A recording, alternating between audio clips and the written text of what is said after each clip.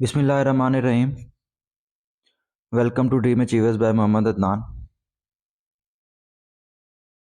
हमने अपने western philosophers की सीरीज़ स्टार्ट की और वेस्टर्न फ़िलासफ़र की सीरीज़ में हम अपने तीसरे सोशल कॉन्ट्रैक्ट फ़िलासफ़र्स को डिस्कस करने चल लगे हैं। इससे पहले हमने अपने सोशल कॉन्ट्रैक्ट थ्योरी के दो फ़िलासफ़र्स को ऑलरेडी डिस्कस किया है, Thomas Hobbes and John Locke. Third the most important social contract philosopher जिन्होंने सोशल कॉन्ट्रैक्ट की थ्योरी दी है, दैट इज़ रोसो। रोसो साहब की जो है वो हम थ्योरी को डिस्कस करने लगे हैं। तो सबसे पहले हम डिस्कस करते हैं कि रोसो साहब के मेजर वर्क्स कौन कौन से हैं। यहाँ पे एक चीज़ देखने की है कि सीएसएस के एग्ज़ाम्स में 20 मार्क्स के एमसीक्यूज़ होते हैं और पीएमएस के एग्ज़ाम्स में एमसीक्यूज़ नहीं होते। तो सीएसएस के पॉइंट ऑफ व्यू से एक बात बताने लगा हूँ कि जो सबसे पहले सोशल कॉन्ट्रैक्ट, ये हमारे एमसीक्यूज़ के अंदर क्वेश्चन आता है। सबसे पहले जो सोशल कॉन्ट्रैक्ट थ्योरी दी थी फर्स्ट टाइम, वो थॉमस हॉब्स ने दी थी। बट सोशल कॉन्ट्रैक्ट की जो बुक है वो रोसो ने लिखी थी। अगर क्वेश्चन ये है आपके एग्जाम में आ जाता है, सोशल कॉन्ट्रैक्ट थ्योरी जो है, सोशल कॉन्ट्रैक्ट की जो बुक है वो किसने लिखी थी, तो वो रोसो ने लिखी थी। बट अगर सोशल कॉन्ट्रैक्ट थ्योरी किसने दी थी सबसे पहले, तो वो थॉमस हॉब्स ने दी थी। इनके मेजर वर्क्स हैं social contract on education, the confession. अब हम डिस्कस करते हैं, जब हम फर्स्ट टाइम डिस्कस कर रहे थे थॉमस हॉब्स को, तो हमने तब भी ये चीज मैंने आपको सबको बताई थी कि हमने सोशल कॉन्ट्रैक्ट थ्योरी में चार चीजें देखनी है और उन चार चीजों के अकॉर्डिंग हमने अपनी थ्योरी जो है उसको एक्सप्लेन करना है।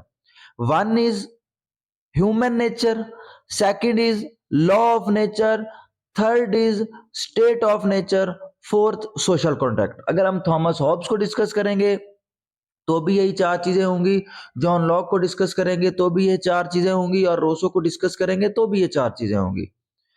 और एट द एंड इन तीनों को जब हम डिफ्रेंशिएट करेंगे तो उस डिफ्रेंशिएशन के अंदर भी यही चीजें होंगी, इन्हीं के अकॉर्डिंग जो है वो हम उनको डिफ्रेंशिएट करेंगे। ह्यूमन नेचर की अगर बात करें, according to Rousseau, he believe that human nature by nature is social and cooperative. Hobbes ने बड़ी डार्क सी पिक्चर दी थी कि human was self interested, motivated, इस तरह की बातें की थी। जॉन लॉक ने एट सम एक्सटेंट जो है उनको पॉजिटिव दिया था। उन्होंने कहा था कि human nature was pre political not pre social, उन्हें बात की थी। बट रोसो बड़ी पॉजिटिव सी पिक्चर देते हैं and they said he believe that human nature by nature is social and cooperative. उसके बाद हम लॉ ऑफ नेचर की बात करते हैं। According to Rousseau, law of nature was based on morality and reason. Law, जितने भी लॉज बनाए जाते हैं, दे वर designed according to general will where people wanted to respect other rights so that their rights were respectable and no one will interfere in their rights। तो इसमें human nature के अंदर, sorry, law of nature के अंदर वो बात करते हैं कि जो नेचुरल लॉज हैं वो बेसिकली मोरालिटी एंड रीजंस के ऊपर हैं, कि जनरल जेनेरिक लोग जो हैं, वो जनरल पॉपुलेशन जो है या जो मेजॉरिटी पॉपुलेशन जो है वो क्या कहती है। उसके बाद स्टेट ऑफ नेचर की बात करते हैं। Rousseau believed that man lived in free, happy and peaceful life in a state of nature, but two things put an end to this happy existence. One was a rise of civilization, second was extension of population। अब ये बड़ा major सा question है कि rise of civilisation के ऊपर Roseau को क्या इशू है। हालांकि हम ये पढ़ते हैं कि जब से सिविलाइजेशन स्टार्ट हुई है, चाहे आप मोहनजोदाड़ो की सिविलाइजेशन देख लें, चाहे हड़प्पा की सिविलाइजेशन देख लें,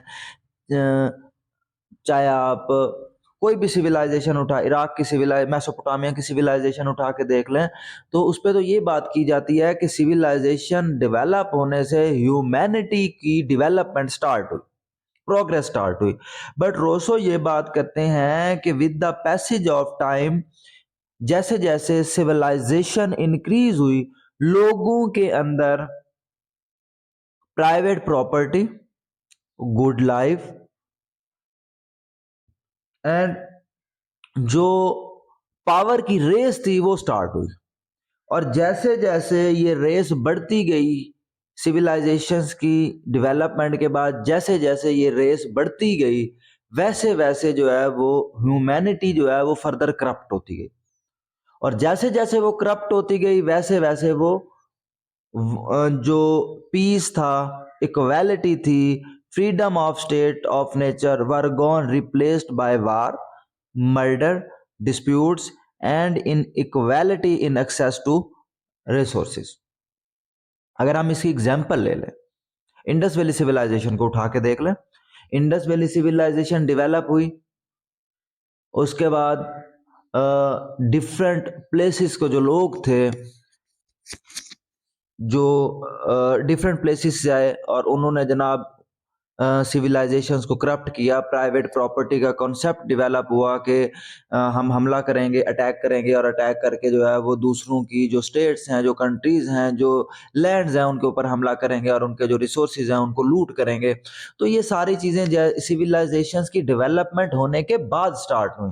तो सिविलाइजेशन करप्ट हुई बेसिकली तीन कॉन्सेप्ट से। प्राइवेट प्रॉपर्टी का कॉन्सेप्ट था, पावर का कॉन्सेप्ट डेवलप हुआ, और उसके बाद रिसोर्सिस की लूट का कॉन्सेप्ट स्टार्ट हुआ। जब जैसे जैसे ये कॉन्सेप्ट जो है वो क्लियर होते गए, वैसे वैसे सिविलाइजेशन जो है वो करप्ट होती गई। एट द एंड जो है रोसो कहते हैं कि सिविलाइजेशन करप्टेड ह्यूमैनिटी।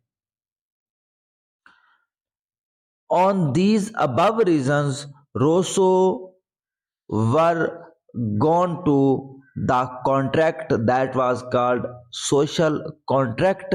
अभी social contract के अंदर रोसो क्या क्या बातें करते हैं ये देखते हैं। Rousseau said that people escaped miserable situation by entering into contract and instituting a civil society। वो सिविल सोसाइटी जो ह्यूमैनिटी को, जो पीपल को, जो लोगों को different measurable conditions like their safety of life, the safety of property, उनकी जो सिचुएशन है उनसे उनको प्रोटेक्ट करेगी, पीपल को प्रोटेक्ट करेगी civil society. Rousseau said they met together and surrender their natural rights। Man does not surrender completely to sovereign ruler, but each man gives himself to nobody in particular। अब ये बात समझने की है, ये basically Thomas Hobbes और John Locke से बिल्कुल डिफरेंट कॉन्सेप्ट रोसो देते हैं। थॉमस हॉब्स को कहते थे कि जो भी सब्जेक्ट है या जो पीपल है वो अपने कंप्लीट राइट्स जो है वो सोवरन को दे देंगे, सोवरन को कंप्लीट राइट्स दे देंगे, और उसके बाद अगर जो एक बार कॉन्ट्रैक्ट के अंदर एंटर हो गया वो वापस नहीं हो सकता। जॉन लॉक थे वो ये कहते थे कि जो कॉन्ट्रैक्ट है, contract is between the people, लोगों के दरमियान है। अगर रूलर जो है वो उनको प्रोटेक्ट नहीं करेगा तो वो उनके खिलाफ जो है वो रेवोल्यूशन लेकर आ सकते हैं। बट जो तो हम रोसो हैं, रोसो कहते हैं कि मैन जो है वो अपने राइट्स जो है या उसके जो ऑब्लिगेशंस जो है वो कंप्लीटली सरेंडर नहीं करेगा सोवरन रूलर को। जो भी रूलर है वो एटसेट्रा किसी भी टाइप ऑफ गवर्नमेंट्स के अंदर आ सकते हैं, सोवरन रूलर को सरेंडर नहीं करेगा, बल्कि क्या करेगा, ईच मैन गिव हिमसेल्फ, वो किसी के अंडर नहीं होगा, वो अपनी जो डिसीजंस हैं वो जनरल विल के अकॉर्डिंग करेंगे। Man loses his natural liberty and unlimited rights, but he gain civil liberty and property rights.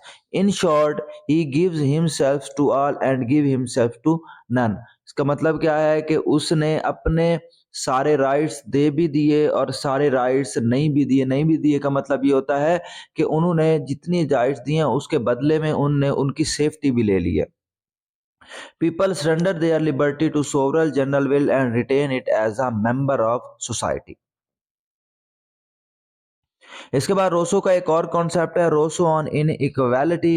In equality के ऊपर रोसो बात करते हैं। Inequality in resources is feature of modern civil society not known as the state of nature. हम already बात कर चुके हैं कि जो स्टेट ऑफ नेचर है वो मोरालिटी की बेस के ऊपर थी, सबको कंप्लीट राइट्स थे और इक्वल राइट्स थे। But as with the passage of time, जैसे जैसे सिविलाइजेशन डिवेलप हुई, ह्यूमैनिटी करप्ट हुई और उसकी वजह से जो है वो इनइक्वालिटी ऑफ रिसोर्सेज का कॉन्सेप्ट अराइज हुआ। अब root cause of inequality is the situation of private property. Individual possessing superior natural abilities acquired more resources, causing inequality, development of social class, wealth, rank, power, personal merits are dimension of inequality. Resourceful people, the most important concept of Rousseau, resourceful people gained control over resourceless masses. Powerful, resourceful framed laws legitimizing private property. Instead of self-love, people starting living in opinion of others developed ego, passion, desire, jealousy, enmity. Concept of state based on individual rights and negative freedom is immoral, unjust and unequal state. It's mean that कि state के अंदर जो freedom and equality rights दिए गए हैं, वो rights जो हैं वो बेसिकली पॉजिटिव राइट्स की बात हो रही है। और पॉजिटिव राइट्स का मतलब क्या है कि जो positive freedom and positive liberty का मतलब समझ लें। मतलब वो ये है कि वो फ्रीडम, वो लिबर्टी जो लॉ देता है, जो कॉन्स्टिट्यूशन देता है। अगर आपके कॉन्स्टिट्यूशन से हट के आप लिबर्टी लेना चाहते हैं तो वो आपकी नेगेटिव लिबर्टी में आएगी। Positive liberty only that liberty जो आपके कॉन्स्टिट्यूशन आपको देता है, right of life, right of property, right of movement, right of vote, right of movement, right of gaining. तो ये सारे राइट ऑफ एजुकेशन, जितने भी आपको कॉन्स्टिट्यूशन राइट देता है, जो पाकिस्तान के आर्टिकल 6 से पाकिस्तान का जो 1973 का कॉन्स्टिट्यूशन है, आर्टिकल 6 से आर्टिकल 40 तक जो बेसिक ह्यूमन राइट्स को डिस्कस किया जाता है, वो सारे राइट्स जो है वो पॉजिटिव राइट्स में आते हैं।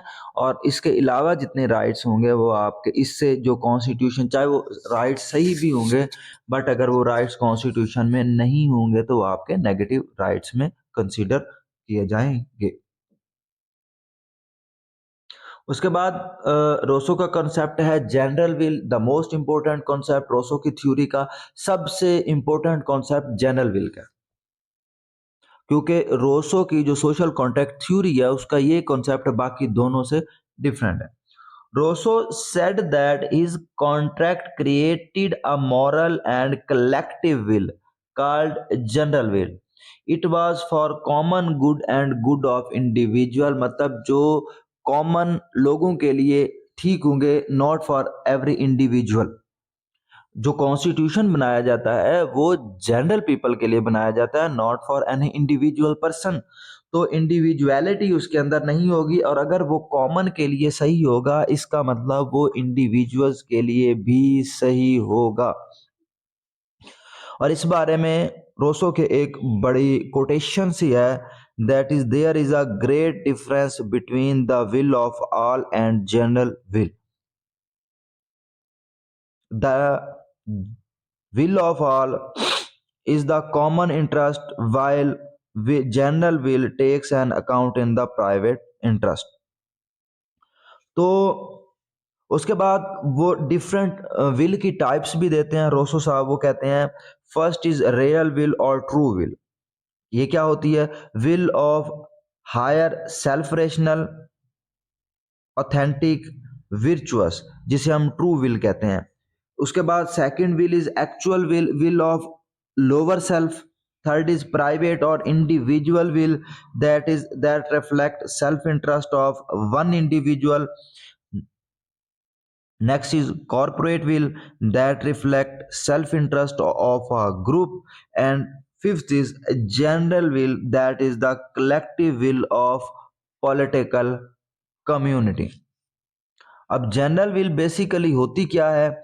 General will is not determined on the basis of number of voters but determined on the basis of common interest of uniting all। Number of voters की आपको सिंपल सी एग्जांपल देता हूं कि अगर हम अपनी नेशनल असेंबलीज की सीट्स देखें तो नेशनल असेंबलीज की सीट्स में सबसे ज्यादा सीट्स जो है वो पंजाब की हैं नेशनल असेंबली के अंदर। तो अगर कोई पार्टी जो है वो पंजाब से ही सारी सीटें ले लेती है, इसका मतलब है कि वो फिर नेशनल असेंबली के अंदर अपनी गवर्नमेंट बना लेगी। इन केस चाहे बाकी तीनों प्रोविंसेस जो है पाकिस्तान के पी के, बलोचिस्तान एंड सिंध, अगर उनके अंदर उनको मेजॉरिटी नहीं मिली, फिर भी वो नेशनल असेंबली के अंदर मतलब फेडरल गवर्नमेंट के अंदर अपनी गवर्नमेंट बना लेंगे। दैट इज जो मैंने आपको बात बताई कि अगर सिर्फ पंजाब के अंदर ली है और बाकी नहीं ली, that is on the basis of number of voters, क्योंकि पंजाब की पॉपुलेशन जो है वो ज्यादा है, उसके हिसाब से उनकी सीट्स भी ज्यादा है। बट कॉमन इंटरेस्ट क्या होगा? कॉमन इंटरेस्ट फिर इसकी बेस के ऊपर सेकंड हाउस बनाया गया पाकिस्तान के अंदर, दैट इज सेनेट। सेनेट के अंदर 100 सीट्स हैं।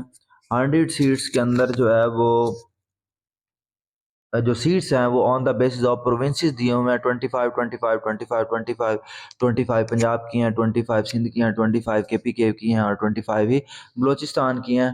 अभी यहाँ पे आके जनरल विल, कॉमन इंटरेस्ट का कॉन्सेप्ट अराइज होता है कि अगर कोई ऐसा बिल जो पंजाब के बेनिफिट के अंदर होता है और वो बाकी सूबे जो हैं एज लाइक जो स्मॉल पॉपुलेटेड हमारा प्रोविंस है बलोचिस्तान, अगर उनके बेनिफिट में नहीं होता तो नेशनल असेंबली के अंदर वो पास हो जाता है। बट जब वो सेनेट के अंदर वो बिल पास होने जाएगा तो वहां पे क्योंकि इक्वल सीट्स हैं, इक्वल सीट्स के ऊपर अगर सिर्फ पंजाब के बेनिफिट्स में और बाकी तीनों प्रोविंसेस के बेनिफिट के अंदर वो नहीं है तो वो कभी भी वहां पे पास नहीं होगा। तो ये बेसिकली कॉन्सेप्ट है कि नेशनल असेंबली में नंबर ऑफ वोटर्स एंड जो हमारा सेनेट है उसमें हमारा होता है नंबर ऑफ कॉमन इंटरेस्ट की बात हो जाती है। सेम ये कॉन्सेप्ट ऐसे ही है, यूएसए का कॉन्स्टिट्यूशन देखें तो वहां पे जो उनकी सेनेट है, सेनेट के अंदर हर 50 स्टेट्स हैं, हर स्टेट्स को दो दो सीट्स दी हुई हैं। हालांकि उनकी कुछ ऐसी स्टेट्स हैं जिनकी पॉपुलेशन जो है वो ना होने के बराबर है, बट उसके पास भी दो सीट्स हैं। और न्यूयॉर्क स्टेट या इनकी डिफरेंट स्टेट्स जो हैं जिनकी पॉपुलेशन बहुत ज़्यादा है, उनकी भी दो सीट्स हैं। तो ये जनरल विल के अकॉर्डिंग जो है वो बात की जाती है। General will is not aggregation of particular और private will of community number, it represent real will of community members, citizens acting just and moral arrive at general will which is always right and reflect common or public good, voice of all for good of all। उसके बाद हम देखते हैं कि forms of government in general will, Rousseau जो है वो कहते हैं कि form of government general will में कैसी होनी चाहिए। तो इसके अकॉर्डिंग रोसो साहब कोई क्लियर बात नहीं करते कि फॉर्म ऑफ गवर्नमेंट कौन सी होनी चाहिए, बट वो कुछ और बातें करते हैं। दैट सबसे पहले वो कहते हैं कि method of making constitution according to general will. तो वो इसके ऊपर ये बात करते हैं कि जो भी लीडर हो, जो भी गवर्नमेंट हो, वो कुछ ऐसे लोगों को हायर करे for this purpose a need of legislature which possess superior intelligence, he will make the constitution and then will be ratified by the whole community. उसके बाद सेकंड वो कॉन्सेप्ट देते हैं a mediator between people and the government. वो कहते हैं the government and community will interact with each other. अब will interact with each other वो कैसे करेगी? तो वो आप मेडिएटर्स बीच में होना जरूरी है। Rousseau reply is that it is necessary to establish a tribunate, a body which stand between the people and their government for the protection of both, जिसके अंदर गवर्नमेंट की भी प्रोटेक्शन हो ताकि रेवोल्यूशन ना हो और पीपल लोगों को भी प्रोटेक्शन हो कि उनके उनके राइट्स जो हैं वो मिले। उसके बाद रोसो एक और कॉन्सेप्ट देते हैं, वो कहते हैं लॉज जो होते हैं इनफ्लेक्सिबल होते हैं, कि अगर किसी को राइट देने, अगर किसी ने 1 रुपए का भी करप्शन किया तो उसके लिए जो पनिशमेंट है वो इक्वल है। तो कहते हैं laws are inflexible, how they will move with the changing circumstances. अब अकॉर्डिंग टू एक एग्जेक्टिव है, वो एक प्लेस के ऊपर गया हुआ है, वो अकॉर्डिंग टू लॉ है, गया पहुंचा हुआ है, बट वहां की सिचुएशन सर्कमस्टांसिस के अकॉर्डिंग वो लॉ के अकॉर्डिंग काम नहीं कर सकता, उसको सडन डिसीजन करना है, तो उसके क्या किया जाता है, तो उस पर वो कहते हैं कि इमरजेंसी पावर ऑफ एग्जेक्टिव्स, एग्जेक्टिव्स को जो है वो इमरजेंसी पावर्स दी जाए, ताकि वो डिफिकल्ट सर्कमस्टांसिस के अंदर जो कम्युनिटी है उनको प्रोटेक्ट कर सके, और उनकी डिसीजंस को, जो उनकी जो डिसीजंस हैं उनको भी प्रोटेक्ट कर सके। फोर्थ इज सिविल रिलीजन और state religion. This element of रसो थ्योरी हाईली क्रिटिसाइज, क्योंकि इससे पहले जितने भी जैसे मैकियावेली हैं या और भी फिलोसफर्स जो हैं वो आए हैं, उन्होंने एक बात की है कि जो रिलीजन है उनको स्टेट से डिवोर्स करवानी चाहिए, मतलब स्टेट का रिलीजन से कोई ताल्लुक नहीं होना चाहिए, जो भी रूलर हो उसका कोई स्पेसिफिक रिलीजन से कोई ताल्लुक ना हो। बट इन्होंने ये बात की कि जो सिविल रिलीजन है और स्टेट रिलीजन की बात की गई है, तो ये कहते हैं कि भाई जो भी रिलीजन है वो जो मेजॉरिटी का रिलीजन है वो सिविल रिलीजन और स्टेट रिलीजन होना चाहिए। जैसे पाकिस्तान का है, मोस्ट मेजॉरिटी पीपल जो है वो यहाँ पे रहते हैं, तो हम वी आर मुस्लिम, तो हम इस्लाम की बात करते हैं।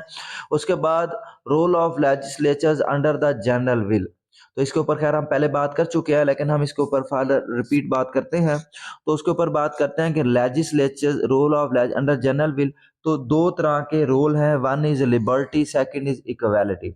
लिबर्टी की हम बात ऑलरेडी कर चुके हैं कि अकॉर्डिंग टू कॉन्स्टिट्यूशन जो जो लिबर्टीज उसके अंदर हैं, पॉजिटिव लिबर्टीज, वो लेजिस्लेचर इंजॉय कर सकता है और सब्जेक्ट्स भी इंजॉय कर सकते हैं। इक्वालिटी जो है वो equality according to Rousseau two types of equality होती है, one is moral equality, second is legal equality. To accomplish this goal, the division of wealth will be in such a manner that no man has to buy another and that other need not to sell himself। मतलब जो distribution of resources हैं, distribution of wealth है, इसकी इतनी equality होनी चाहिए कि morality के बेस के ऊपर कोई भी दूसरे को खरीद ना सके। तो ये है बेसिकली इक्वालिटी, जिसको वो कहते हैं moral equality and legal equality. And both liberty and equality are dependent each other because both are impossible without each other। There should be equalitarian state on both things, liberty and equality, इन दोनों के ऊपर जो है वो equal जो है resistance देते हैं, जोर देते हैं रोसो, और वो कहते हैं कि दोनों जो हैं वो इम्पोर्टेंट हैं for the stable state, for the existence of state for the longer period of time. That is the Rousseau theory. इस पे अगर किसी का कोई क्वेश्चन हो तो वो कमेंट बॉक्स में पूछ सकता है। आज के लिए इतना ही, बहुत शुक्रिया, अल्लाह हाफिज।